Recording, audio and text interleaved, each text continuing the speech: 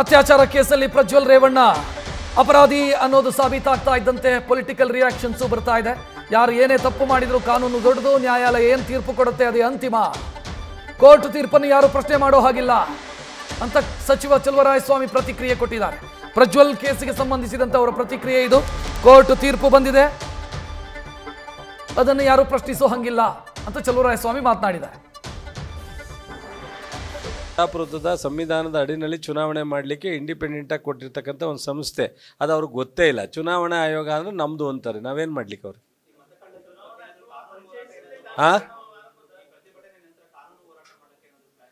So ಎಲ್ಲವೂ ಸಹ ಅವತ್ತೇ ಎಕ್ಸ್ಪ್ರೆಸ್ ಮಾಡ್ತಾರೆ. ನಮ್ಮ ರಾಷ್ಟ್ರೀಯ ನಾಯಕರು ತಗೊಳ್ಳೋ ತೀರ್ಮಾನನ ನಾನು ಚರ್ಚೆ ಮಾಡ್ತಕ್ಕಂಥದ್ದು ಸೂಕ್ತ ಅಲ್ಲ. ಸೊ ಅಲ್ಲಿ ಏನು ಮಾಡಬೇಕು ಮುಂದೆ ಅನ್ನೋದ್ರ ಬಗ್ಗೆನೂ ಸಹ ಅವರೇ ನಿಲುವನ್ನು ವ್ಯಕ್ತಪಡಿಸ್ಬೇಕಾಗತ್ತೆ.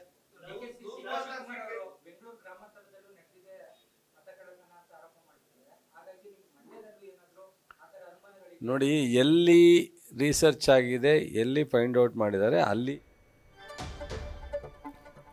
ಚಲುವರಾಯಸ್ವಾಮಿ ಅವರ ಪ್ರತಿಕ್ರಿಯೆ ಇದು. ಯಾರು ತಪ್ಪು ಮಾಡಿದಾರೋ ಅವರಿಗೆ ಶಿಕ್ಷೆ ಆಗುತ್ತೆ, ಕೋರ್ಟ್ ಏನು ತೀರ್ಪು ಕೊಟ್ಟಿದೆ ಅದನ್ನೆಲ್ಲರೂ ಕೂಡ ಒಪ್ಪಿಕೊಳ್ಬೇಕು ಅನ್ನೋದು ಚಲುವರಾಯಸ್ವಾಮಿ ಅವರ ಪ್ರತಿಕ್ರಿಯೆ. ನ್ಯೂಸ್ ಫಸ್ಟ್ ನಿರ್ಭೀತಿಯಿಂದ ನಿಮ್ಮ ಪರವಾಗಿ.